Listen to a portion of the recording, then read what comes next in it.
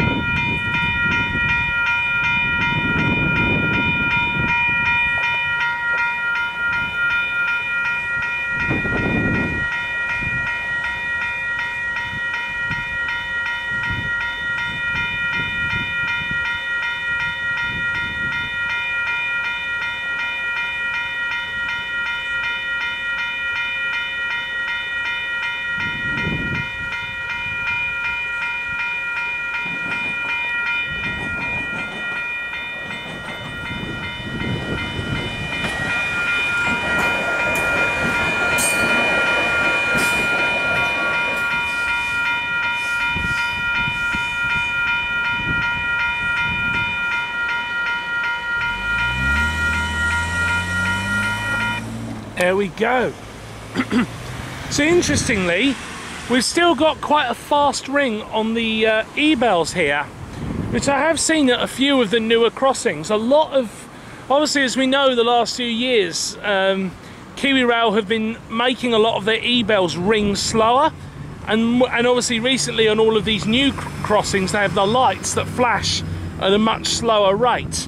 So it's interesting that here, at least at the moment, we do appear to have fast ringing e-bells at the moment, at least on this side.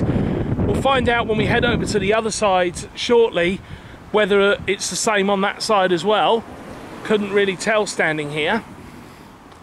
But yeah, that's interesting. And I've seen that on some of the new crossings recently, that we seem to have that faster speed on the e-bell again, which doesn't bother me. I prefer them ringing at that faster speed anyway. I think it sounds a little bit nicer.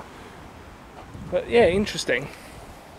So we will now head on over. No traffic. We're going to have a look at the other side. So over here is where we would have originally had the original incandescent lights over here, which obviously are now gone. All new Western Cullen Hayes LEDs. It's kind of interesting at the moment. So over here we can see another concrete pad over here, and you can also see another big concrete block there, which I'm guessing is going to have lights and a bell on it, and another concrete pad over there, which is actually, I would say, a fair distance away from the road crossing. So it looks like they're going to put the pedestrian section of the crossing here rather than here where it currently is. Why they want to do that, I don't know, but I'm sure there must be a reason for wanting to put it there rather than here. But this is what we've got at the moment. We've got, you know, we've just got the barriers, the bollards here at the moment. It's a rather temporary setup. This rather rudimentary setup, which is definitely temporary. We head over here, we've got the other barrier. Yeah, obviously you can have a good look here at the other concrete pad. It actually sits quite low down though compared to the ground there, but as you can see, this whole area has been fenced off, which does make me wonder. I think maybe they're going to dig all this up, redo it all. I don't know. I guess we'll find out in due course. But here we've got the other side, and even those lights over there, which were newer anyway, those were, because most of the equipment here was old Griswold lights and stuff. The old incandescents were old Western Cullen Hayes, and the original lights over there were a set of Montrose or Penrose ones, so they were quite new LED ones, but even those have been replaced with new Western Cullen Hayes ones, so they have completely replaced anything. They have completely replaced everything. So now we'll just wait for the train to come back the other way, and we'll watch the crossing activate from this side. It should activate before the train's even anywhere near close to where I can see it. There we go.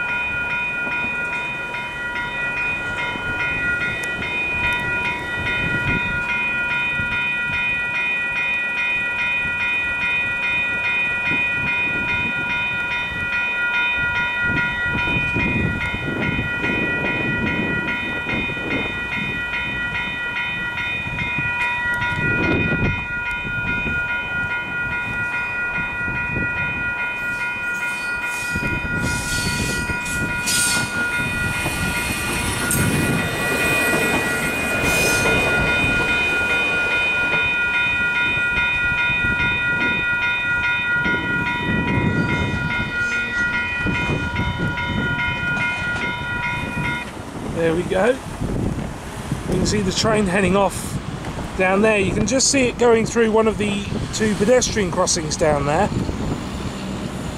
So that's where the two Plimmerton pedestrian crossings are. They're actually, when they build the third platform there, they're actually going to get rid of the pedestrian crossing that's on the southbound line on this side. That's going to be closed off, and there won't be any access to the other side anymore. Not that many people use it anyway.